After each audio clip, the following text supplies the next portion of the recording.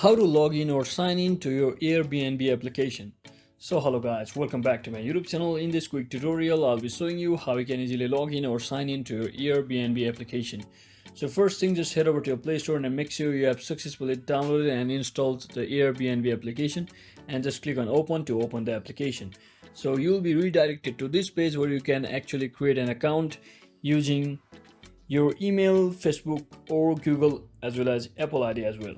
So if you already have an account, you can just enter your phone number and click on continue, or you can just click on this login button and then you'll see the option called sign up. If you don't have an account, just tap on this sign up button over here and you'll be heading again to this page. So I'll just click on continue with email and just click on continue, and it will ask you to enter your legal name, date of birth as well as password. So I'll just click on it.